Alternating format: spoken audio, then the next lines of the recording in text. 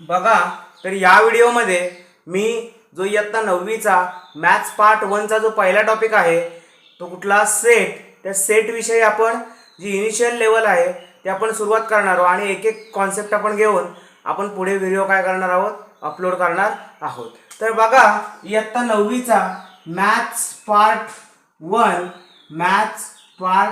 1 that is algebra, आपण तो विषय कोणता आहे, अल्जेब्रा आहे.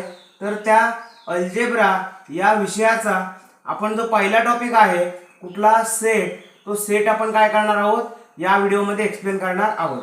तर बघा की सुरुवातीला सेट म्हणजे काय, तर सेटला आपण मराठीमध्ये संच असं म्हणतो. बघा, आणि सेटची डेफिनेशन काय होते, अ कलेक्शन ऑफ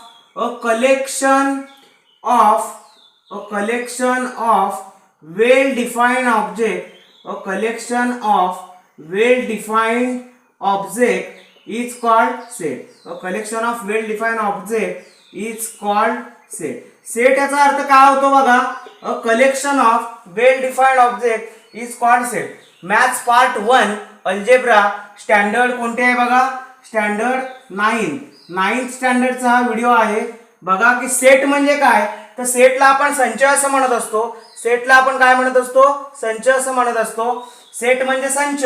आता त्याची डेफिनेशन काय सांगते आपल्याला, अ collection of well defined object, a collection of well defined object is called set.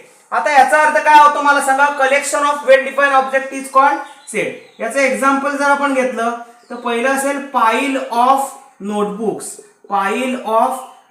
याचा अर्थ काय की जे वह्या आहेत, या वह्यांचा जो संच आहे त्याला आपण पहिले एक्झाम्पल कन्सिडर केले सेटचं, पाईल ऑफ नोटबुक्स.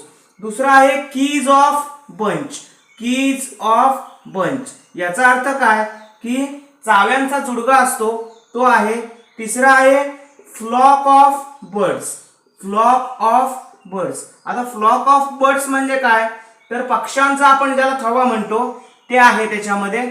चौथं काय आहे बघा, चौथं आहे एक्झाम्पल तुम्ही नंबर ऑफ घेऊ शकता. त्याच्यानंतर फ्लावर ऑफ बुके म्हणजे पुष्पगुच्छ असतो ते सुद्धा त्याचंच एक्झाम्पल आहे.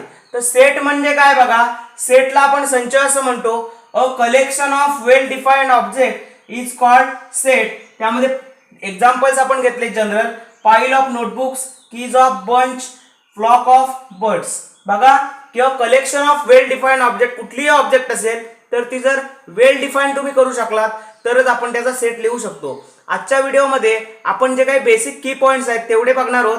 नेक्स्ट लेक्चरमध्ये आपण एक्झॅक्ट जे टॉपिक्स आहेत किंवा प्रॅक्टिस सेट असतील ते प्रॅक्टिस सेट आपण काय करणार आहोत, सॉल्व्ह करणार आहोत. बघा, सेट म्हणजे संच, अ collection of well defined object, कुठलीही ऑब्जेक्ट असेल वेल डिफाइंड असेल त्याची आपण एका काय म्हणणार त्याला की सुनियोजित पद्धतीने आपण जर त्याची व्याख्या काय करू शकतो, व्यक्त करत असू तरच आपण त्याला सेट किंवा संच असं म्हणू शकतो. एक्झाम्पल आहे पाईल ऑफ नोटबुक्स, त्यानंतर कीज ऑफ बंच, त्यानंतर कीज ऑफ बंच किंवा bunch of keys, flock of birds. बघा, त्यानंतर आपण काय बघणार आहोत या टॉपिकमध्ये, तर त्यानंतर या टॉपिकमध्ये आपण काय बघणार आहोत की सेट आता झालं, सेटची डेफिनेशन झाली वगैरे वगैरे सगळं मान्य आहे आपल्याला की सेट डिफाइन झाला. Collection of well defined object is called set. पण बघा की सेट हा नॉर्मली त्याचं इंडिकेशन आहे, सेटचं असणारं जे इंडिकेशन आहे हे इंडिकेशन नॉर्मली सेटचं कसं केलं जातं बघा, की कोणताही सेट असेल तर तो एकतर कॅपिटल लेटर्सने काय केला जातो, एकतर कॅपिटल लेटर्स. सेट हा दोन पद्धतीने लिहिला जातो, एकतर कॅपिटल लेटर्स किंवा स्मॉल लेटर्स. सेट हा दोन पद्धतीने लिहिला जातो, एक म्हणजे कॅपिटल आणि दुसरा स्मॉल लेटर्स. कॅपिटल मध्ये capital A to capital Z आणि स्मॉल मध्ये small A to small Z. अशा पद्धतीने एखादा सेट काय केला जातो, लिहिला जातो. म्हणजे सेटची डेफिनेशन काय, अ collection of well defined object is called set. Indication काय त्याचं, कॅपिटल लेटर्स असेल तर कॅपिटल ए पासून कॅपिटल झेड पर्यंत इंडिकेशन केलं जातं आणि स्मॉल लेटर असेल तर स्मॉल ए पासून स्मॉल झेड पर्यंत त्याचं इंडिकेशन केलं जातं. बघा की याच्यामध्ये तुम्ही इंडिकेशन शिकलात, सेट म्हणजे काय ती तुम्ही डेफिनेशन शिकलात. त्याच्यानंतर फॉर एक्झाम्पल बघा की small a belonging to a असेल आणि small z belonging to z असेल. Small z belonging to z असेल. याचा अर्थ काय की हे जे चिन्ह आहे बघा, हे जे साइन आहे याला आपण काय म्हणतो, बिलॉंग्स टू असं म्हणत असतो. काय म्हणत असतो, बिलॉंग्स टू. म्हणजे त्याचा अर्थ काय की is an element of considering set. is an element of considering set. म्हणजेच काय की ए बिलॉंगिंग टू ए म्हणजे स्मॉल ए हा कॅपिटल ए चा घटक आहे आणि स्मॉल झेड हा कॅपिटल झेड चा घटक आहे.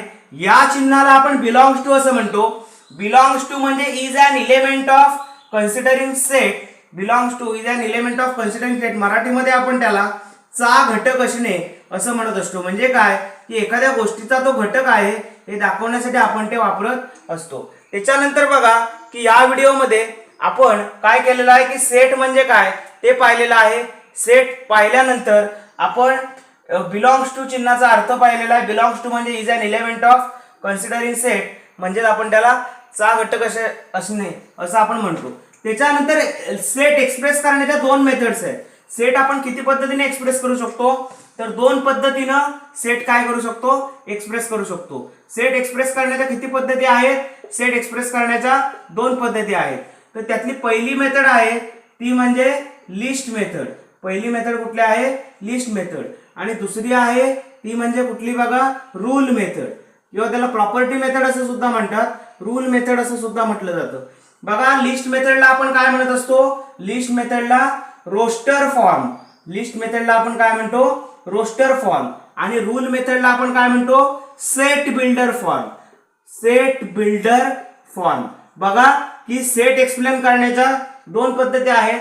सेट एक्सप्लेन करण्याच्या किती मेथड्स आहेत, there are two methods explaining for the set. First one is the list method that is roster form आणि second one is the rule method that is set builder form. आता list method मध्ये काय केलं जातं, listing केलं जातं.